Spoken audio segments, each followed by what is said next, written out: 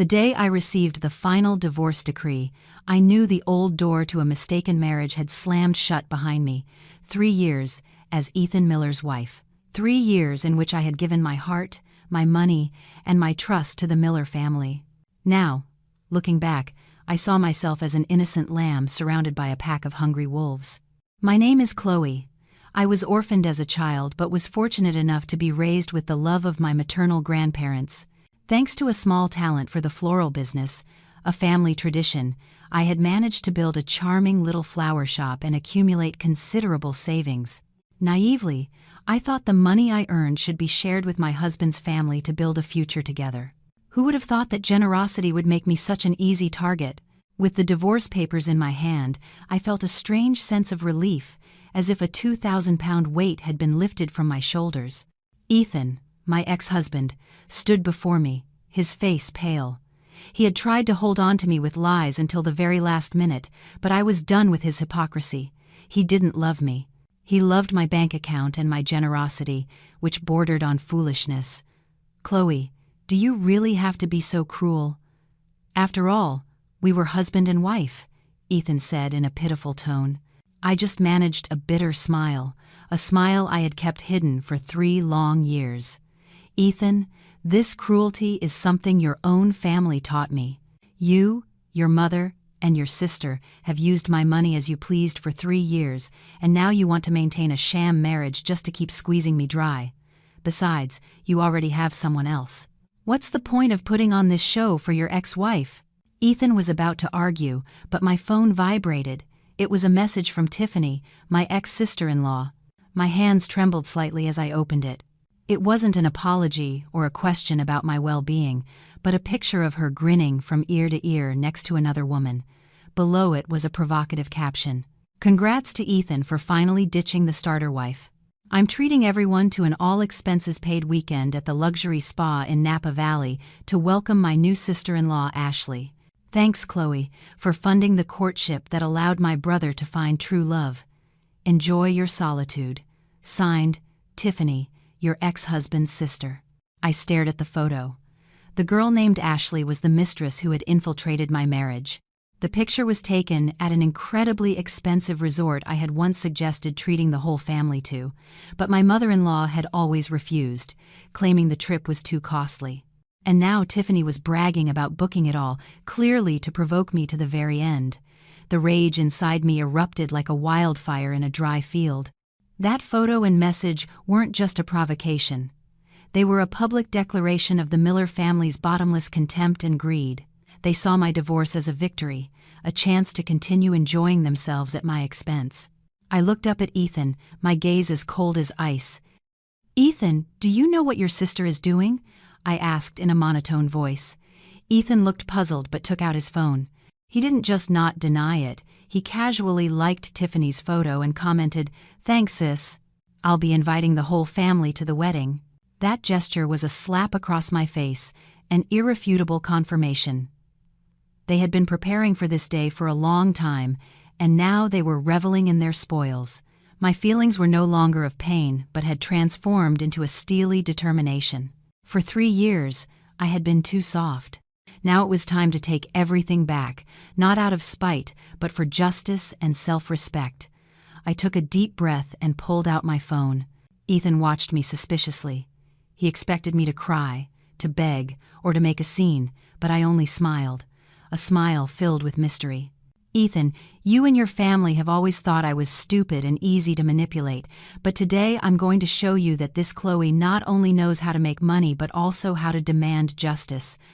I swiped my finger across my phone screen and opened my banking app. My money, the money I let you all spend freely for 3 years, consider it the interest on the hard lesson I've learned from your family. Now, class is over. Ethan stared at me, still not understanding what I was doing, but his face was beginning to show signs of anxiety. "What are you doing, Chloe? Don't do anything foolish," he yelled. I ignored his words. I had to act quickly and decisively. At that moment, my rage had become my greatest motivation. I wanted the Miller family, who were at that very instant celebrating in Napa, to taste the bitter flavor of misfortune, to understand what it felt like to lose everything when you are at the peak of your enjoyment. I went into my card management settings and selected all the supplementary cards I had issued to my husband's family. In total, there were 11 cards, including those for his grandparents, aunts, uncles, his mother Barbara, Tiffany, and of course, Ethan. I had given one to each of them, thinking it was a way to show my affection and integrate myself. Now, I had to put an end to that useless generosity. One by one, I selected all 11 cards, locked them, and permanently canceled them. I did it all calmly, without the slightest hesitation. Each tap on the screen was a decisive blow to the life of luxury the Miller family had been enjoying on my dime. I saved all the statements and transfer receipts as evidence. I wouldn't let them deny a thing. Ethan, seeing my determination, began to feel real panic. He understood that a large part of his comfortable life, and that of his family, depended on my endless source of money. "What are you doing? Do you realize what you're doing? How dare you cancel my card and my mother's and Tiffany's?" Ethan lunged toward me, his pleading tone transformed into anger and panic. I kept my eyes on the screen, waiting for the final notification from the bank. When the message confirming the successful cancellation appeared, I lifted my head and faced him. "I have canceled all 11 supplementary cards I issued for your family. Don't worry. My primary card is still active, but none of you have the right to use another cent of my money. This money is mine, and I decide what happens to it." Ethan lunged, trying to snatch the phone from me. "Give it to me. I'll call the bank to reactivate them right now." I took a step back, dodging his attempt. I knew perfectly well that once it was done, it couldn't be immediately reversed. The cancellation was permanent. "Don't bother. It's already done. You and your family have spent my money for 3 years. Now you'll have to fend for yourselves." Ethan stood frozen, his face contorted with anger and fear. The collapse of that inexhaustible financial source was a devastating blow to him. I glanced at the clock. At this hour, Tiffany and my mother-in-law Barbara were probably enjoying the hot springs, getting ready for a lavish dinner. I knew my phone would be ringing soon, and that would be the true beginning of my revenge. With the phone that had served its mission in my hand, I turned and walked away, leaving Ethan standing there like a statue. In that instant, I felt like I had been reborn. I was no longer the naive, easily deceived Chloe. I was the Chloe of determination, of justice, and of vengeance. I told myself that this was only the beginning. I left the lawyer's office where I had just signed the divorce papers and went straight to my favorite coffee shop. I wanted to treat myself to a caramel macchiato, something I had forbidden myself during my marriage because my mother-in-law said it was a tacky and unhealthy drink. All the old habits, all the absurd rules of the Miller family, I was going to erase them from my life. After I left, Ethan called me non-stop, but I ignored every call. His ringtone chimed incessantly, but I just sipped my hot coffee, savoring its sweetness. I knew Ethan would have never imagined I would dare to act so decisively. In his eyes, and in the eyes of his family, I was a weak woman who only knew how to serve and endure. They forgot that a businesswoman like me, once she makes a decision, sees it through to the end. Sitting in the coffee shop, I opened the banking app again to review the list of canceled cards. 11 names, 11 faces appeared in my mind. Barbara, my mother-in-law, she used the card to withdraw cash for trips to the riverboat casino and to buy luxuries without a second thought. Tiffany, my sister-in-law, used it to buy designer bags and shoes, travel everywhere, and constantly show off. Ethan, my ex-husband, used it to buy expensive gifts for his mistress Ashley, to treat his friends, and to pretend he was a successful man. The grandparents, aunts, and uncles, though they didn't spend as much as the other 3, also saw my card as an extra source of income for unnecessary whims. I was sick of being the Miller family's personal ATM. As expected, just 15 minutes later, I received a call from an unknown number. It was Ethan. I declined the call. He called again. I declined again. On the 5th call, I turned off my phone. Half an hour later, I turned it back on to check the situation. I wanted him to taste the flavor of helplessness before I officially faced the chaos I had created. I opened a new bank account and transferred all my savings, leaving only a small amount in the old account so I could continue to monitor it. Even though the supplementary cards were canceled, I wanted to be aware of any movements or related messages in case they tried something stupid. About an hour later, when I had almost finished my coffee, my phone vibrated. This time it wasn't Ethan, but a landline from Napa, California. I frowned and answered, Chloe speaking. A professional but tense female voice came from the other end. Good afternoon. Am I speaking with Mrs. Chloe Miller? I am the receptionist at the Napa Valley Wellness Retreat. I replied calmly. Yes, this is she. What is it about, ma'am? We are calling to inform you about the payment for the reservation for Miss Tiffany Miller's party. The bill for their 3-day, 2-night stay, which includes spa services, treatments, meals, and the VIP suite, comes to a total of $10,000. However, Miss Tiffany's card has been declined 3 times. We tried to run other cards she provided, but they all indicate that the service has been canceled or they are denying payment. Miss Miller told us that the cards are yours and that you are the one sponsoring this trip. I smiled to myself. The plan had worked. Ah, I see, I responded casually, as if it were the most normal thing in the world. Miss Miller is correct. I did provide those cards to her and her family in the past. But my ex-husband, Ethan Miller, and I have just divorced, and I have canceled all supplementary card services from my bank. In other words, those cards are no longer valid. The receptionist's voice sounded confused. So, you mean you are not going to pay for these services? Ma'am, Ethan Miller, Tiffany Miller, Barbara Miller, and I no longer have any legal or financial relationship. Besides, this trip is to entertain my ex-husband's mistress, which has nothing to do with me. Please inform Miss Miller and Mrs. Miller that they need to pay their own bill. If they can't, that's their problem. I have no responsibility.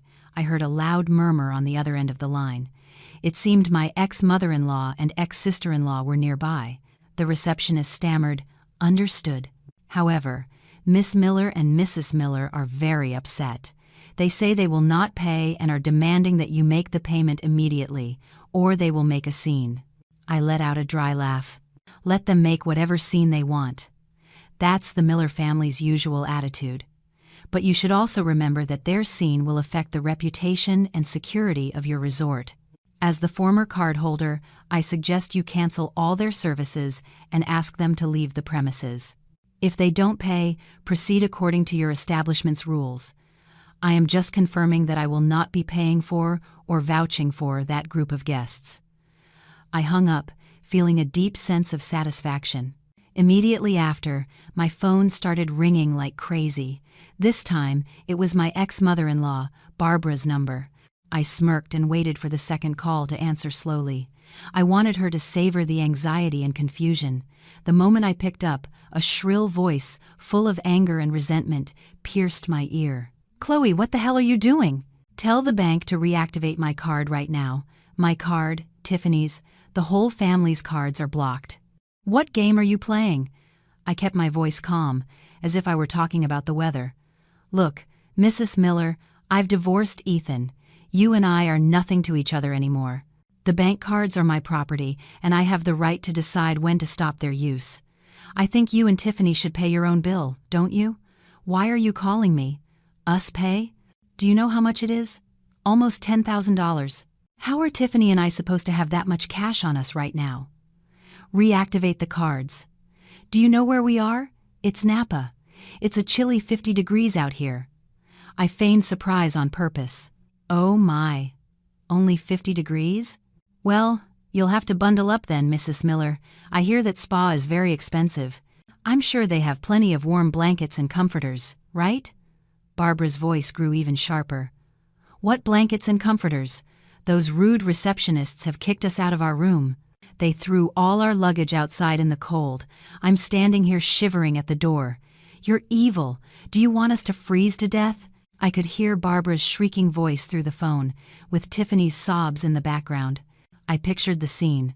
The two of them, in all their designer clothes, stranded in the cold, having to hug their suitcases, dying of embarrassment. A sense of glee washed over me. Mrs. Miller, I don't want you to freeze to death. I just want you and Tiffany to get a little taste of what it's like to lose everything. You say I'm evil. You should ask yourselves who the real evil ones have been, who has been sucking me dry for the last 3 years. I decided not to beat around the bush. I had to let her know that I knew everything. Let me remind you, Mrs. Miller, that the amount of money you all have spent on my supplementary cards in these 3 years amounts to almost $50,000. You say you want me to freeze to death? Remember that bag worth over $6,000 Tiffany just bought herself? Remember the hundreds of dollars in cash you withdrew to go to the casino? And Ethan, your son, my ex-husband, spent over $10,000 on expensive gifts for his mistress, Ashley. Mrs. Miller, think about it. Who has wanted to freeze my life with their greed and lies? Barbara fell silent. She didn't expect me to know every detail. Tiffany also stopped crying. The silence on the other end of the line stretched on until Barbara stammered, "What are you saying? Have you been spying on us?" "I don't need to spy. The bank statements are the clearest proof." "Mrs. Miller, did you really think this Chloe was so stupid that she wouldn't notice anything?" I kept silent because I still respected the marriage, but that's no longer necessary. You and Tiffany should call Ethan to sort out the payment. I'm sure he'll feel quite helpless, because he doesn't have a supplementary card to use either. Besides, he doesn't have much money left to buy gifts for his new mistress. He'll still have to worry about finding money to buy a train ticket back to Chicago. I smiled faintly and added one last sentence. I hope you and Tiffany have an unforgettable stay in Napa with its 50-degree weather. I hung up and turned off my phone again. That call had given me absolute satisfaction. I had officially declared war and won the first battle. I would wait for them to return to Chicago to confront them and claim everything that was mine. My phone wouldn't stop ringing, but this time I just watched the screen without answering. Since canceling the cards and speaking with Barbara, I knew the chaos in the Miller family was just beginning. I wanted them to experience absolute helplessness and confusion before I faced them directly. I turned on my phone, but only to read the messages. An avalanche of insults, pleas, and threats from Ethan, Tiffany, and Barbara flooded my screen. Tiffany wrote, "Chloe, you are a horrible person. Do you know how many people are staring at us? You left us on the street in the cold. Aren't you afraid of karma?" Ethan messaged, "Chloe, reactivate my mother's and Tiffany's cards right now. We'll talk later. Don't make things worse. Money can be earned back, but affection can't." I skimmed through them, shaking my head. Affection? When had that family ever shown me affection? They only knew greed and exploitation. I decided to reply to just one message. Ethan's. "Ethan, our affection ended the moment you started cheating on me with Ashley. I'm just reclaiming my money. You're right, money can be earned back. You should tell your mother and sister to get a job to pay the bill in Napa. See you in Chicago." I didn't respond to any more messages. I just observed. What I wanted was to see their humiliation, not to hear meaningless apologies or threats. Half an hour later, Ethan called me through a messaging app. I decided to answer to find out the situation. Ethan's voice on the other end was hoarse, filled with anxiety and panic. He no longer had his usual air of false calm. "Chloe, listen to me. My mother and Tiffany are being held in the resort's security office. They won't let them leave unless they pay. Think about the Miller family's reputation." I took a sip of water and replied calmly, "Mr. Miller, the Miller family's reputation was thrown away by your mother and sister a long time ago. The proof is that photo Tiffany posted on social media showing off their luxury trip. They were using my money to have fun, and you confirmed it by liking the photo. Now they have to face the consequences of their actions. Whether they're held or kicked out is their problem, not mine. But, my mother is very cold. She says it's 50 degrees outside, and all her luggage is thrown out. Her warm clothes are in the suitcases." Ethan's voice was almost a plea. "Well then, you should buy a plane ticket and get yourself to Napa right now. You are her son and her brother. You have a responsibility to them. If you have money to buy $10,000 gifts for your mistress, surely you have enough to buy a ticket and pay your mother and sister's bill. Or have you forgotten that you have your own bank account?" "My account? I don't have that much money. Do you know how much this trip costs? $10,000. I don't have that much cash. I feigned surprise. Wow, only $10,000? That amount is nothing compared to the $50,000 your family spent on my supplementary cards in 3 years. Ethan, you should get used to paying your own expenses and taking responsibility. That's real life. Ethan was silent for a moment. I knew he was cornered. He had gotten too used to living off me. Chloe, don't push me. What you've done is illegal. Canceling the cards without warning and causing harm to others isn't allowed. He began to threaten me. I let out a dry laugh. Ethan, I'm already divorced from you. I am the account holder.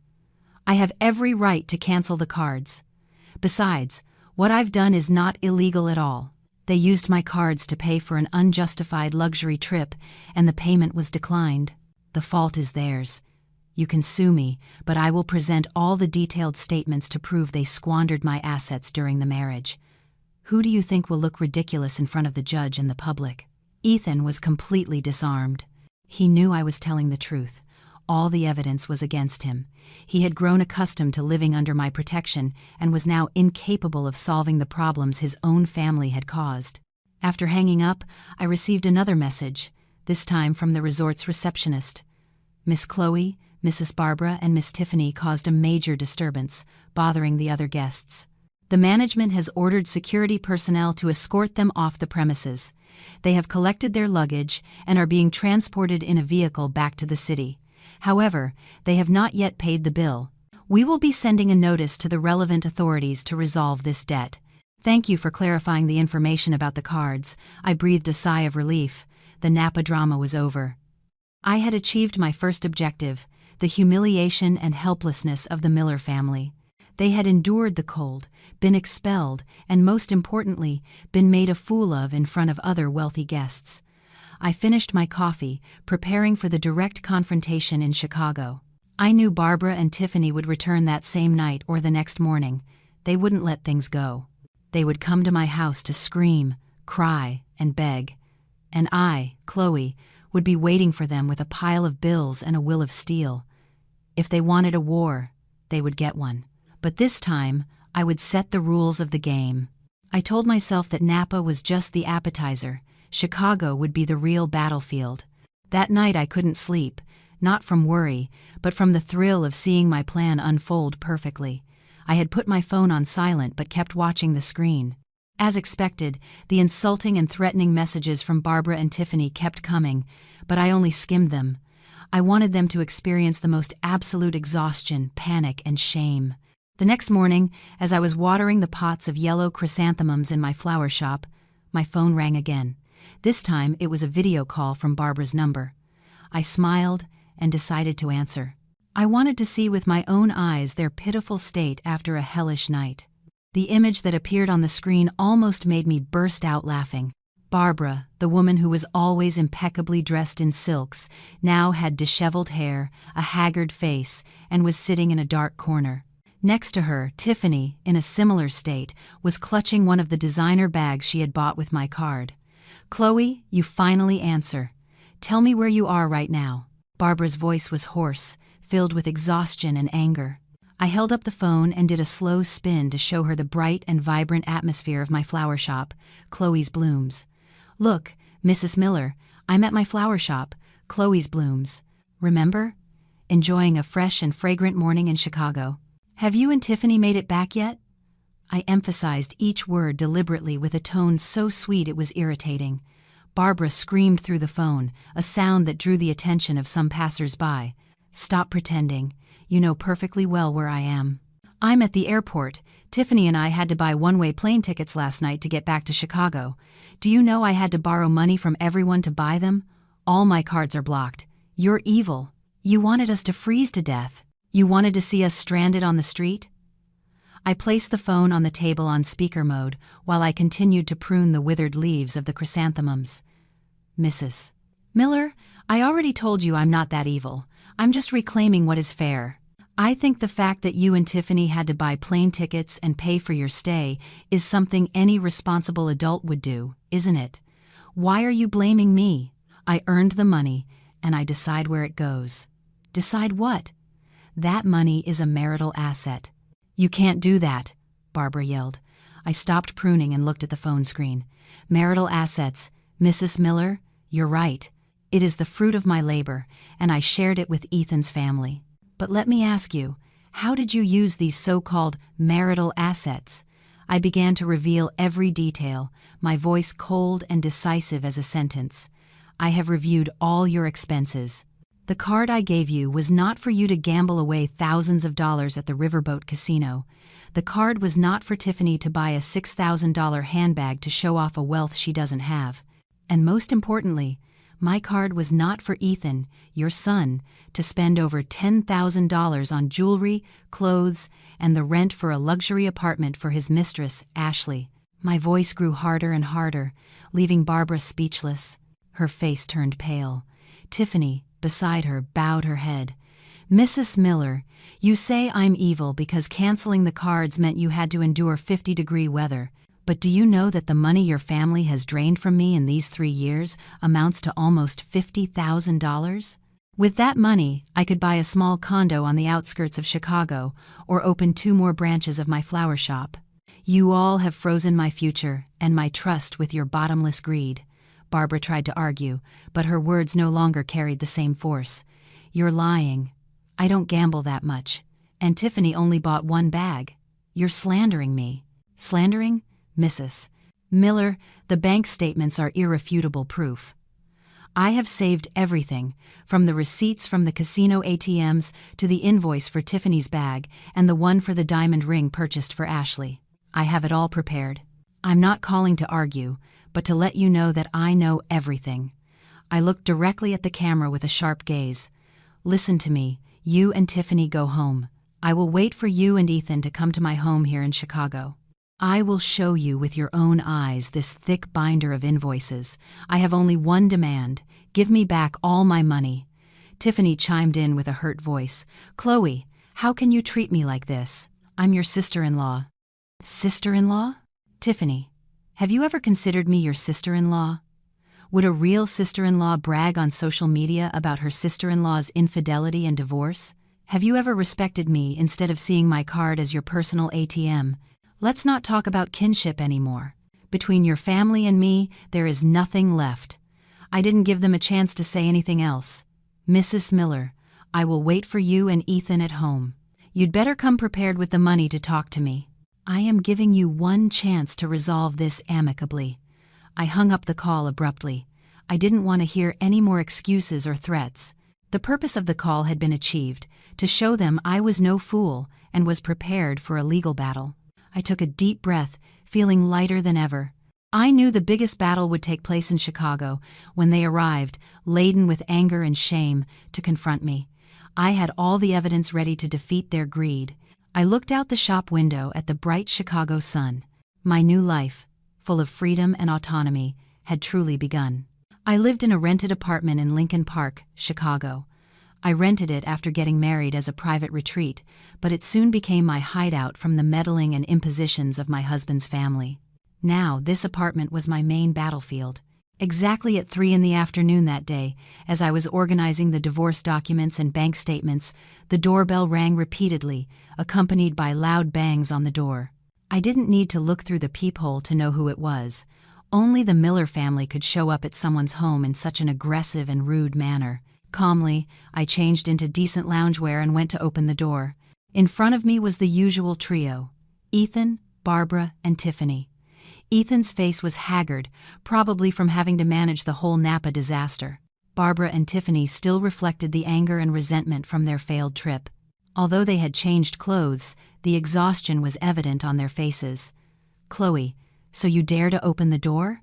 The moment she saw me, Barbara lunged, trying to grab my arm, but I stepped back to dodge her. Mrs.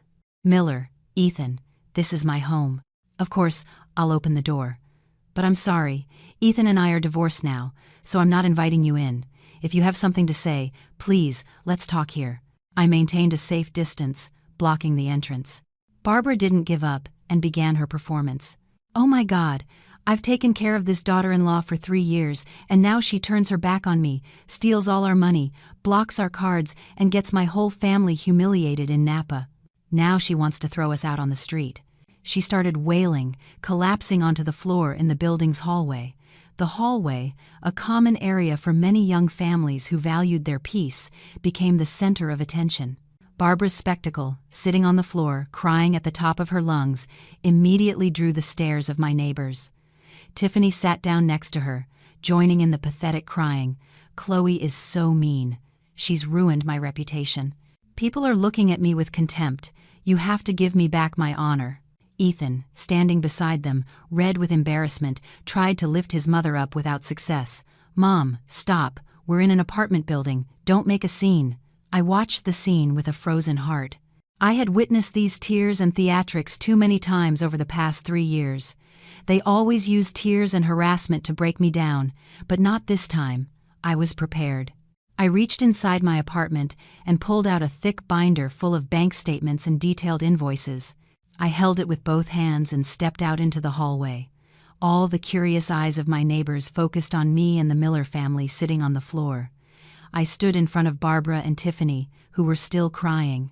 "Excuse me, everyone, for the noise," I said in a loud enough voice for the neighbors to hear. "I don't mean to disturb you, but my ex-husband's family is here claiming something that doesn't belong to them." I looked directly at Barbara. "Mrs.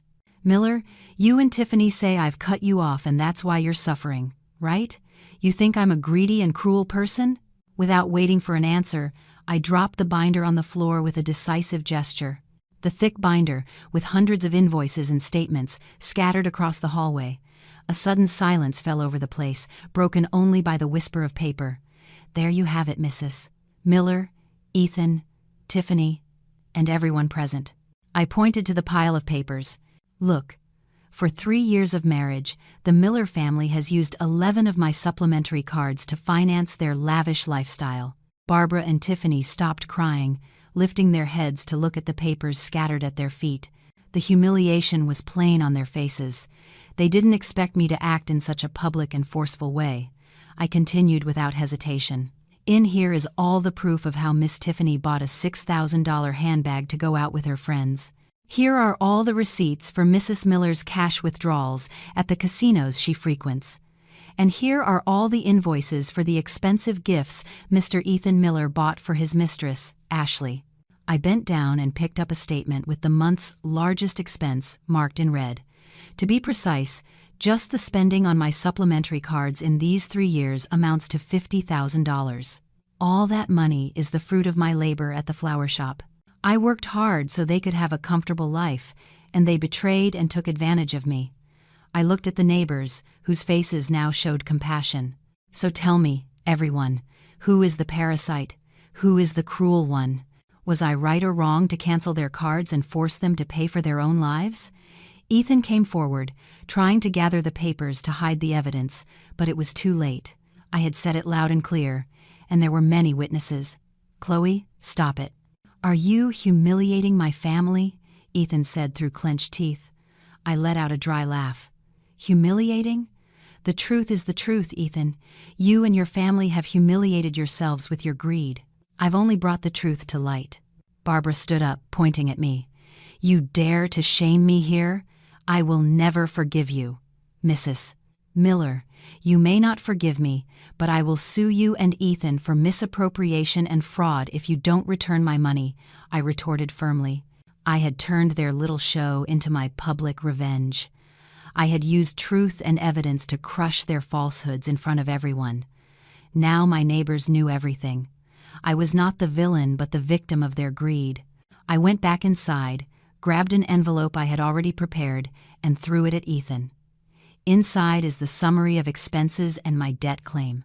"Ethan, you and your family have to return a total of $70,000 to me. That figure includes the $50,000 in card expenses and the $20,000 from the wedding gift Mrs. Miller misappropriated. I'm giving you 3 days to resolve this. If not, I will file a lawsuit in court. Now, please, leave. This hallway is not a stage for your plays." I slammed the door shut, leaving the Miller family standing amidst the pile of papers, their faces pale with shame and fear. After slamming the door, I could still hear the commotion, the arguments, and the neighbors' murmurs outside. I knew this was the moment the Miller family faced the harsh reality. Their greed had been publicly exposed. I sat on the sofa, my hands still cold from touching the binder of statements. $50,000, a huge sum, the fruit of my labor that my ex-husband's family had squandered without mercy for 3 years. It wasn't the money that hurt, it was the wasted effort and trust. Half an hour later, everything calmed down. I knew they had left, taking their humiliation and shame with them. They didn't dare make any more of a scene because all the evidence was against them. That night, I couldn't sleep. I decided to review in detail every one of the large expenses they had made.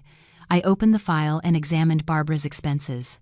My ex-mother-in-law had always presented herself as a moral and frugal woman, constantly complaining about prices, but she was actually a compulsive gambler. The documents clearly showed that Barbara's card had been used to withdraw over $10,000 in cash from ATMs near casinos over the 3 years.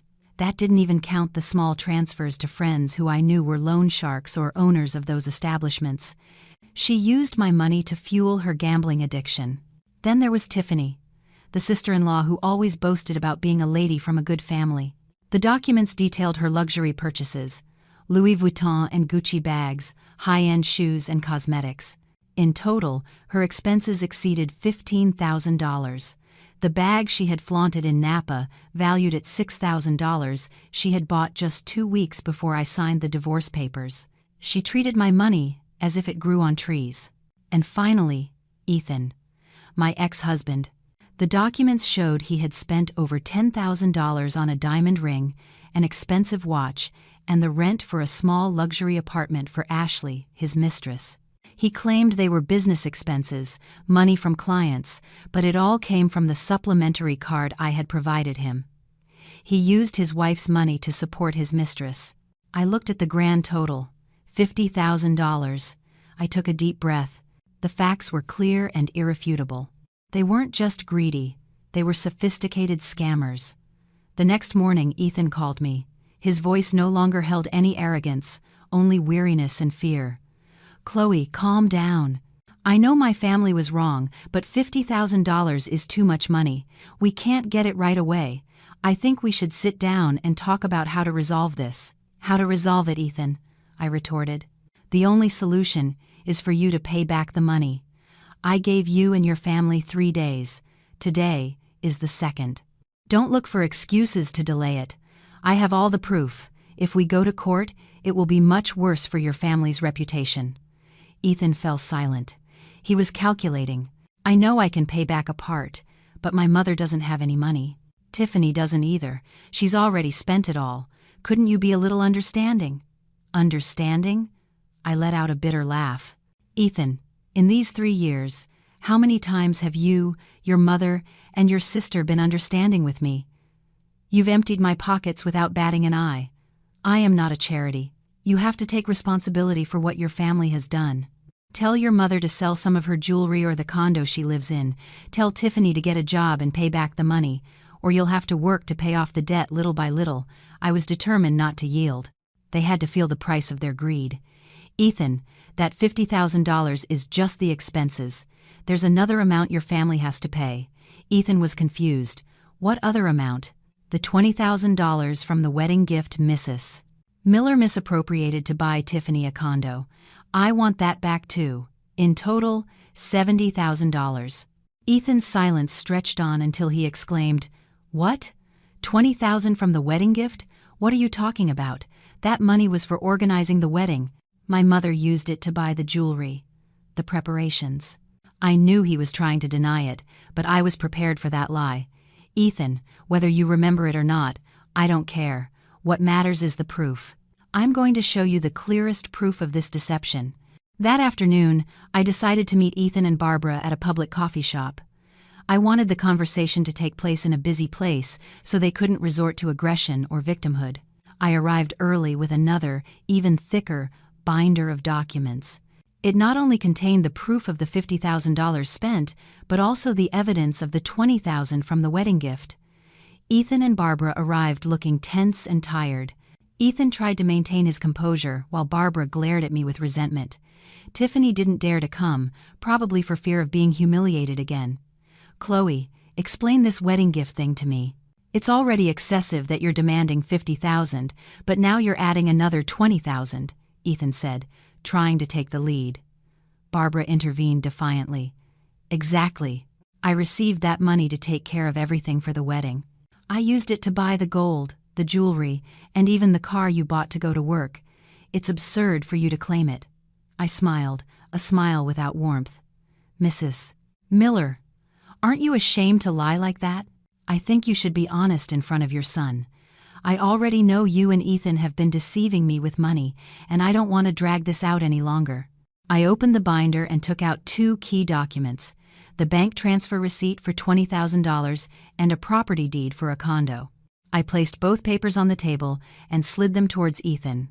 Look, Ethan, this $20,000 was a wedding gift my family gave me. I then transferred it to your mother's account so she could handle everything. You say she used it for jewelry in the car, right? I pointed to the property deed. This is the deed for a condo in Wicker Park in Tiffany's name. The signing date is 1 week after I transferred the $20,000 to your mother, and the down payment curiously matches that same amount. There you have it, Mrs. Miller. Both Ethan and Barbara leaned in to look at the documents. Their faces changed instantly, from defiance to horror. Barbara stammered, "No, that's not right. I just borrowed it. I paid it back in cash later." I crossed my arms and shook my head. Borrowed? If it was a loan, why didn't you say anything to me or Ethan? Besides, I have reviewed all my account transactions. There is no return transfer from your mother's account to mine, Mrs. Miller. You not only deceived me, but you took advantage of my affection to buy your daughter a condo. Ethan looked at his mother with fury. Mom, what did you do? Did you really use the wedding gift money to buy Tiffany a condo? You didn't tell me anything. Barbara's lie had been exposed in front of her own son. She had misappropriated the wedding gift, the money my family had given me to start my new life, and used it to benefit her daughter. Ethan, don't tell your father. Mom just wanted Tiffany to have a stable place to live, Barbara pleaded. Mrs. Miller, what you want to do is your business, but I will not allow you to steal my assets in such a brazen way. I demand the $50,000 in expenses and the $20,000 from the wedding gift. In total, $70,000, not a penny less. Just then, I saw a group of people enter the coffee shop. It was my mother, my uncle, my aunt, and my cousin. I had asked them to meet me here. The appearance of my family caught Ethan and Barbara completely by surprise. My mother, Helen, a sharp and firm woman, had always been my biggest supporter. She walked over, placed a hand on my shoulder, and looked directly at Barbara and Ethan. Good afternoon, Barbara. Hello, Ethan.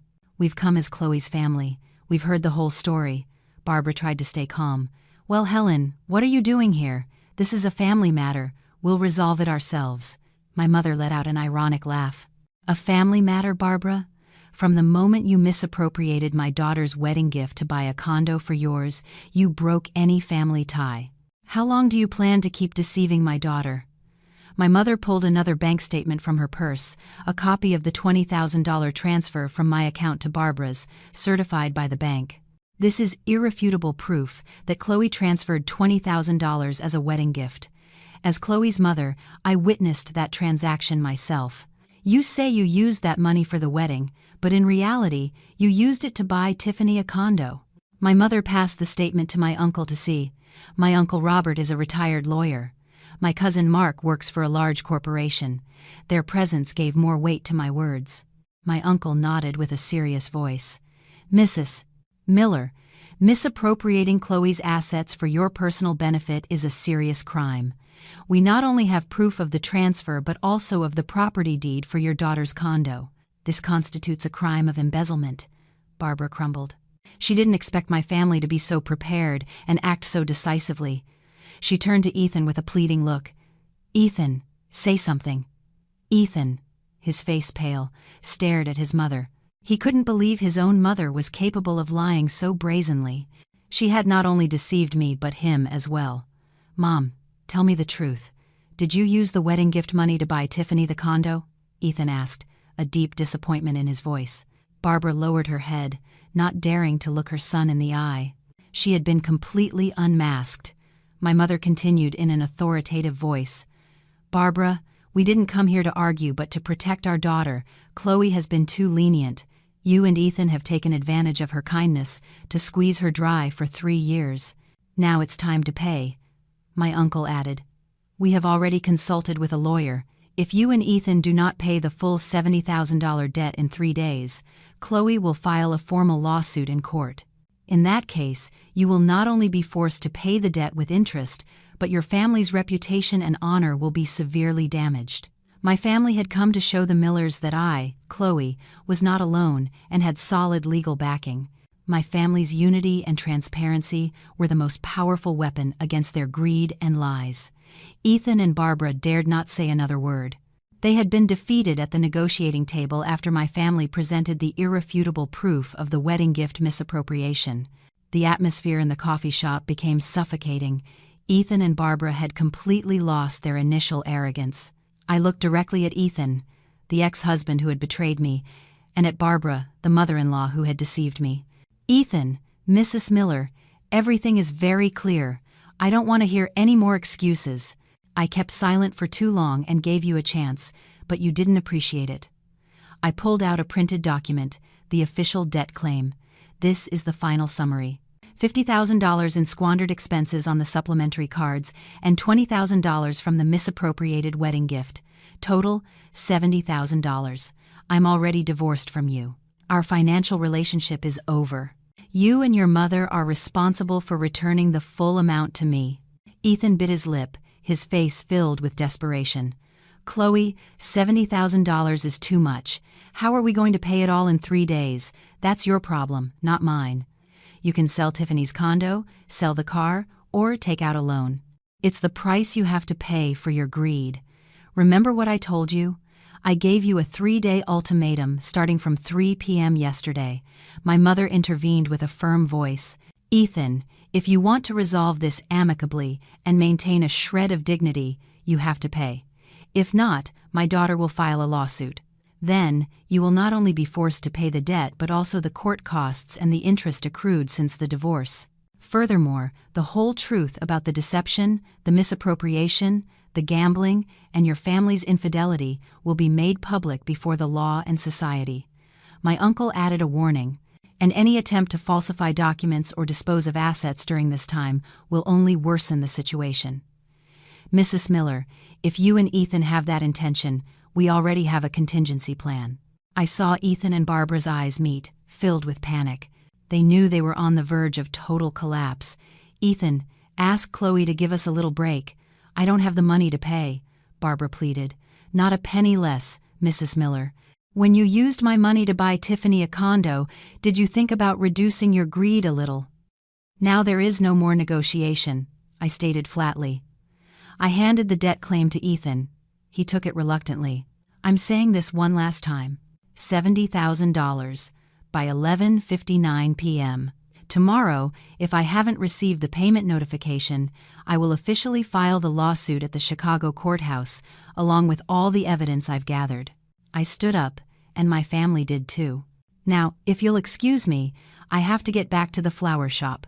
I don't want to waste any more time on people who can't be trusted." We left the coffee shop, leaving Ethan and Barbara mired in desperation and fear. I knew that from that moment until the next day, they would spend the most agonizing hours of their lives. After the ultimatum, I knew I had to be extra cautious.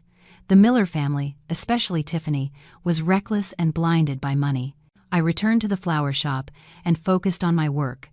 Chloe's blooms was my asset, my hard work. I had to protect it at all costs. I knew that among the evidence I kept, some of the most important documents about Tiffany's large expenses were in my personal safe at the shop. I had considered all possibilities. Tiffany would surely try to destroy the evidence to evade her responsibility. That afternoon, I decided to implement my contingency plan. I hired a tech team to install high-tech hidden cameras focused on the safe area and the back door of the shop. I also changed the back door lock to an electronic one, with an alarm, but deliberately left a false appearance of a normal, easily forced mechanical lock. By 9 p.m., the system was installed. I checked the signal and motion notifications. Everything was working. I left the shop at 7, telling my employee I'd be away for a few days for personal matters. I wanted to create the perfect opportunity for Tiffany to act, just as I had predicted. At 11 p.m., I received an alert from the security cameras. Tiffany had snuck into my flower shop. She was dressed in dark clothes, a face mask, and carried a small crowbar. She went straight to the back, where my safe was. Sitting in front of my computer monitor, I watched her every move with a heart as cold as ice. Desperation and greed had turned her into a thief. Tiffany looked around, saw the seemingly normal lock, and breathed a sigh of relief. She used her tool to force it, but of course, the electronic lock I had installed wasn't that easy to break. After a while of struggling, she finally managed to open the door and slipped inside.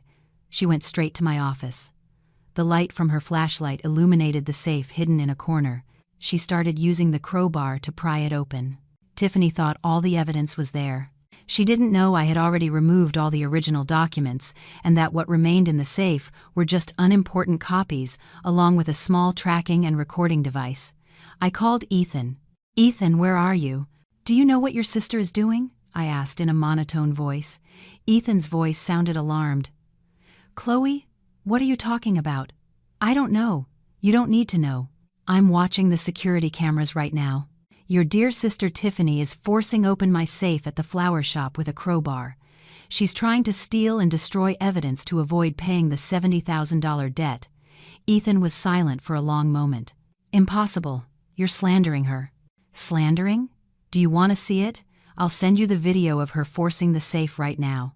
Do you think if I call the police right now, they won't catch her red-handed with the evidence and the burglary tools?"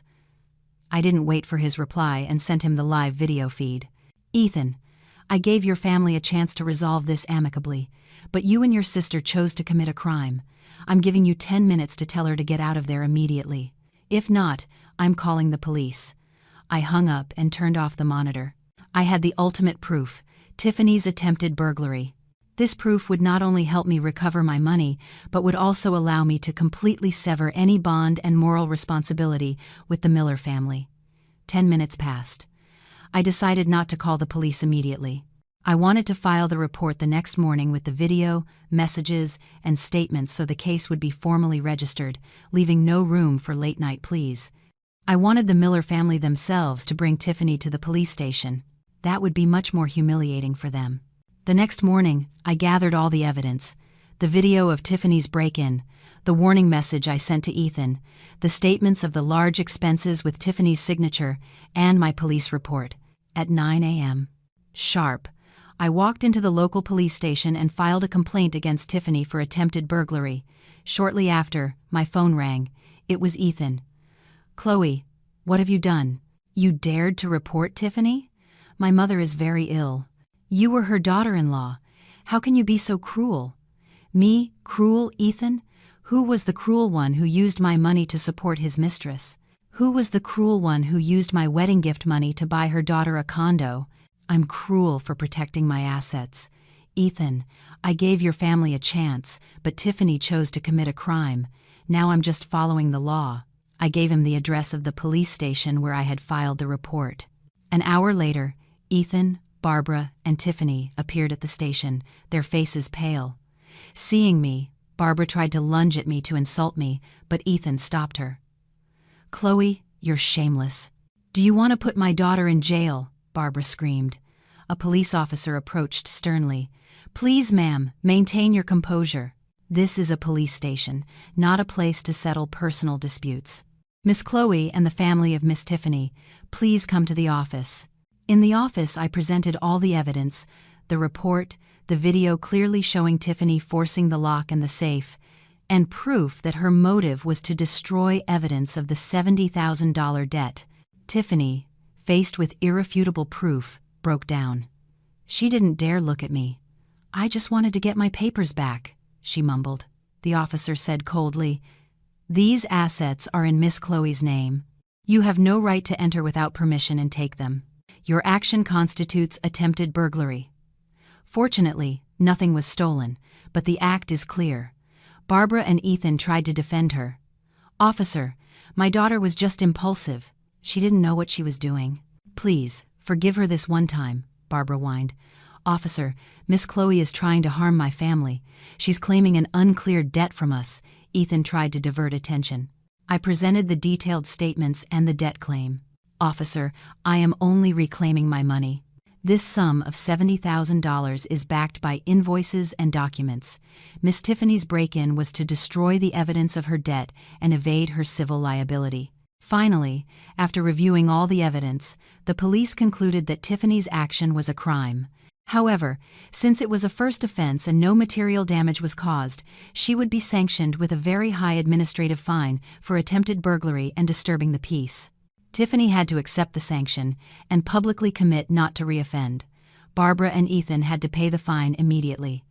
Leaving the police station, Barbara and Ethan looked at me with deep hatred. "Chloe, remember this. I will never forgive you," Barbara said through clenched teeth. I looked her straight in the eye. "Mrs. Miller, I don't need your forgiveness. I just need you to return my $70,000. If you don't, I will sue you. Tiffany's fine is just a small lesson. I knew I had won a major battle in this war. I had used the law to punish their greed and recklessness. They had been sanctioned by the police, their honor was in tatters, and the $70,000 debt still hung over their heads.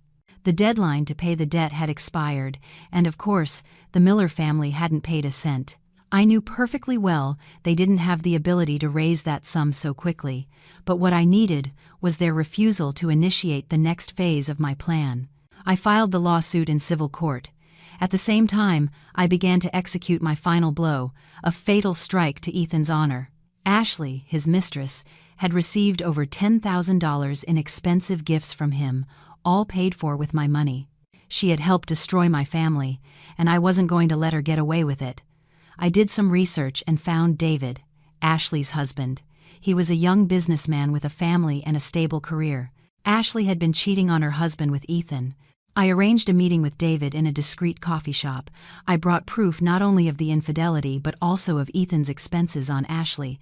"Hello, David. I'm Chloe, Ethan Miller's ex-wife. I didn't come to cause trouble, but to tell you the truth about your wife, Ashley." David was a calm man, but his eyes showed caution.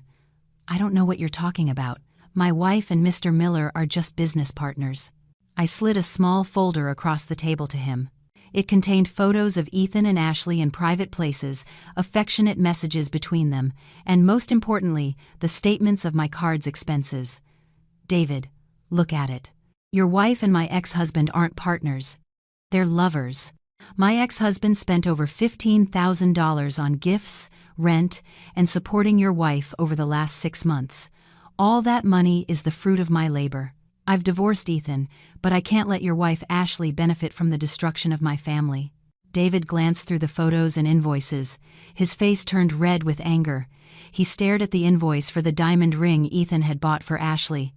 "It's true, $15,000. She dared to cheat on me." I nodded. "David, I have no reason to lie. The proof is clear. I'm not showing you this to provoke you, but because I want justice. Ashley has taken advantage of my husband's stupidity and my money. She has to pay for her actions." David stood up, clenching his fists so tightly his knuckles turned white. He said nothing, but I knew his anger had reached its limit. "Thank you, Chloe. I know what I have to do now." That same afternoon, David acted. He didn't go looking for Ashley. He went straight to the Miller family's neighborhood. Accompanied by a few friends, he stood in front of their house and publicly unmasked Ethan. "Ethan Miller, get out here. You dare to mess with my wife and cheat on me? You used your ex-wife's money to support my wife? Come out and face me." David's shouts attracted the entire neighborhood. Ethan, who was at home, came out terrified. "David, what are you doing? Why are you here making a scene?" Ethan trembled. David threw a stack of photos and invoices in his face. "A scene? You're the one who destroyed my family. You're a despicable man. You're not just a cheater. You use your ex-wife's money to support your mistress. You're a parasite." The whole neighborhood was in shock. The Miller family's honor was trampled without mercy. Barbara and Tiffany came out, trying to pull Ethan inside, but David wouldn't back down. My revenge had reached its peak. Not only had I sued them for the debt and reported them to the police, but now Ethan was being publicly humiliated by his mistress's husband. The Miller family was plunged into chaos and shame. As Ethan and his family tried to calm David down, a taxi screeched to a halt in front of the house. Ashley, the beautiful mistress, got out. She no longer had the seductive look from the photos. Her face was filled with panic and anger. Seeing David, her husband, and Ethan scuffling, she realized the situation had spiraled out of control. She walked over and, without a word to David, confronted Ethan directly. "Ethan, what the hell are you doing? Why haven't you fixed this? You promised you would divorce Chloe and marry me. And now what? You've let my husband find out, and I've lost all my honor." Ashley didn't defend Ethan. She demanded compensation from him. "Ethan, I've been by your side, your shadow, for 6 months. Now everything has fallen apart. You have to compensate me for my lost youth and honor. I need $30,000. Ethan, Barbara, David, and all the neighbors were stunned. Ethan stared at her with his mouth agape, unable to believe what he was hearing. "Ashley, what are you saying? $30,000? Where am I supposed to get that much money?" "I've already spent over $15,000 on you," Ethan yelled. $15,000 was just for trivial gifts. Do you think my honor is worth a few trinkets? If you don't give me the $30,000, I'll sue you for taking advantage of me and tell everyone you're a coward who lives off his ex-wife's money," Ashley threatened. David, hearing his wife demand compensation from Ethan, was completely disappointed. He realized the greedy and shameless nature of Ashley. "Ashley, and you dare to ask for money? You're a cheater. You've deceived me. And now you have the nerve to come here and demand money from the man who destroyed someone else's family? Don't you dare set foot in my house again," David roared. He turned to Ethan with a look full of contempt. "Ethan, I won't ask for the money you spent on my wife, but I warn you, if you ever go near her again, I won't let you off the hook. You and your family are already paying the price for this infidelity." David left, leaving Ashley and the Miller family in the midst of the chaos. Ashley, seeing David leave, clung to Ethan's arm. "Ethan, now what? My husband is going to divorce me. What am I going to do? You have to pay me." Ethan completely broke down. He had lost his mistress, had no money, and was saddled with a huge debt to both his ex-wife and his mistress. $30,000? You're crazy. I don't have it," Ethan screamed. Barbara looked at Ashley with hatred. "Get out of here, you tramp. You've destroyed my family. You have no right to ask my son for money." The scene of Ethan, harassed by his mistress, insulted by his mother, and humiliated in front of his neighbors, became a pathetic farce. The Miller family was in absolute chaos. I, Chloe, had witnessed everything from a distance, without needing to intervene, a witness to this act of poetic justice. I knew that nothing could save the Miller family's honor and lives now. After the public humiliation by David and Ashley's demand, the Miller family was shattered and isolated. The neighbors looked at them with contempt. Faced with the $70,000 debt and my lawsuit, Ethan and Barbara attempted one last dirty trick. One morning, I received a letter from Ethan's lawyer. Attached was a handwritten IOU stating that I, Chloe, owed Ethan and Barbara $14,000 with a forged signature of mine. They had faked this IOU in the hope of deducting that amount from the total debt they had to pay me. I let out a dry laugh when I saw the fake IOU. They still thought I was so easy to fool. I immediately took the document to a forensics lab to request a handwriting analysis. I knew perfectly well that my signature was not easy to forge and that this act would be another fatal blow to them. A week later, I received the expert's report. The result was clear. The signature on the IOU was a forgery. It did not match that of Miss Chloe. I immediately sent the report to Ethan's lawyer with a message. Ethan and his mother have added the crime of document forgery for financial gain to their list. I will add this evidence to the lawsuit file. Ethan and Barbara panicked when they learned I had requested an analysis. They knew they had no escape. It was time for my final blow, the isolation of the family clan. The Miller family was a large, traditional family. I had gathered all the evidence: Barbara's gambling, Tiffany's attempted burglary, Ethan's infidelity, and the forged IOU. I drafted an email attaching all the evidence: the video of Tiffany forcing the safe, the expert report on the fake signature, the statements of Barbara's gambling expenses, and the invoices for Ethan's gifts to his mistress. I sent the email to the Miller family's group chat, which included grandparents, aunts, uncles, cousins, and other relatives. The subject of the email was the truth about the greed and lies of Ethan Miller's family and the $70,000 debt that must be settled. The group chat exploded instantly. An avalanche of indignant messages from relatives flooded the group. "Barbara, you dare to forge an IOU and gamble? You've shamed the whole family," wrote an aunt. "Ethan, you're a scumbag.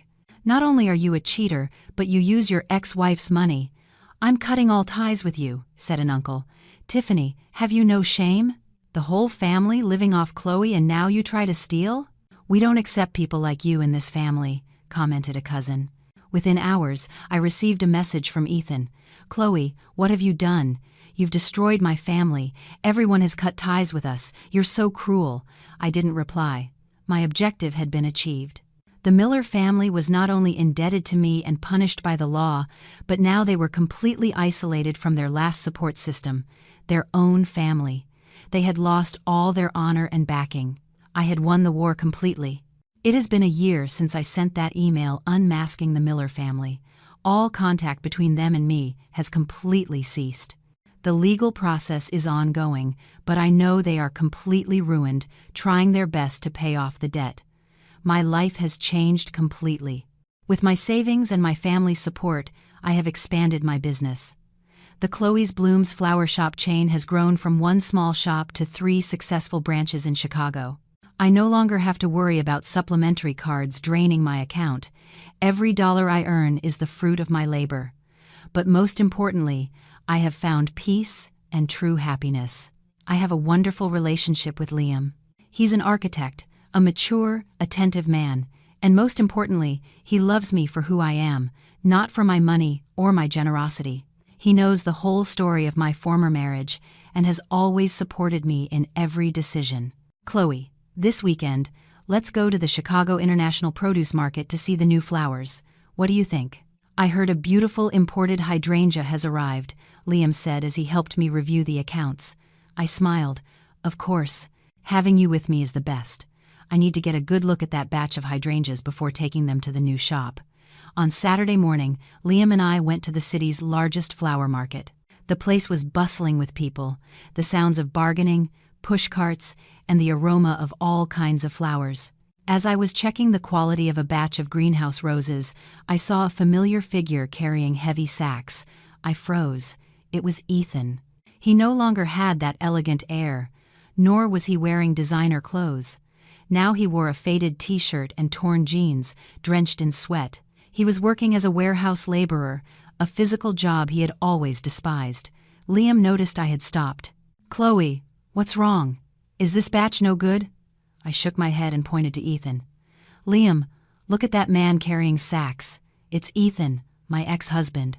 Liam frowned, looking at Ethan with surprise, but then his expression became serene. Ethan seemed to recognize me too. He dropped the sack and stared at me. In his eyes, there was no longer arrogance or threats, only suffering, exhaustion, and shame. At that moment, I heard a familiar voice hawking, "Fresh vegetables, garden chard, $2 a bunch." I turned. The woman squatting next to a basket of vegetables, her clothes stained with dirt, was Barbara, my ex-mother-in-law, the one who called herself a lady. Now, she was selling vegetables at the market. Her face was weathered, full of wrinkles, with no trace of her former haughtiness, and they weren't alone. At the next stall, helping her mother, was Tiffany, the always impeccable sister-in-law who despised me. Now, with her head bowed, she was helping her mother weigh vegetables. The entire Miller family had to earn a living with manual labor, doing the hardest jobs to survive and pay their debts. Karma had arrived. Barbara recognized me and Liam. She didn't dare look at me directly and turned away. Tiffany lowered her head even more, as if she wished the ground would swallow her whole. I knew I shouldn't make a scene, but there was something I needed to clarify to close all the wounds. I approached their stall. Liam gently took my hand as a sign of support. "Good afternoon, Mrs. Miller." "Ethan," I said in a calm voice. Ethan reluctantly replied, "Chloe." Barbara remained silent, her hands trembling as she wrapped a bunch of vegetables. I continued in a voice loud enough but firm. I didn't come to see you suffer. I came to remind you about the last installment of the debt." Ethan looked up, his gaze filled with worry. "The last payment is $1,700. My lawyer has already informed yours. According to the agreement, you have to pay it all by the end of the month." Ethan sighed, his voice laden with helplessness and regret. "I know. We'll manage. We'll pay it all. I'm sorry, Chloe. I no longer needed that apology. I just needed my money back in full. Once you pay that $1,700, everything between the Miller family and me will be over. I don't want any kind of connection anymore." I looked at Barbara and Tiffany one last time. "Mrs. Miller, Tiffany, money, honor, and happiness are things you create for yourselves. You once had it all, but you lost it to greed." I turned and walked away without looking back. Liam came closer and squeezed my hand. "Chloe, it's all over. You did very well." I smiled, feeling a total peace inside me. I had recovered justice, my assets, and most importantly, I had been reborn from the ashes of my old marriage. I, Chloe, had completely freed myself from the shadow of deception and greed. I was no longer the easily manipulated wife, but a successful, independent, and happy entrepreneur beside the man I loved. My life from now on would only have flowers and sunny days. Seeing Ethan sweating as he carried sacks and Barbara selling vegetables with trembling hands at the market, I understood one thing: limitless greed, no matter how well disguised, always leads to the most humiliating failure. I got my $70,000 back, but the lesson I learned was much more valuable. A woman's worth does not lie in the money she gives, but in her autonomy and firmness to defend herself. The old Chloe was dead. Only a stronger version of me remained, ready to embrace a new happiness.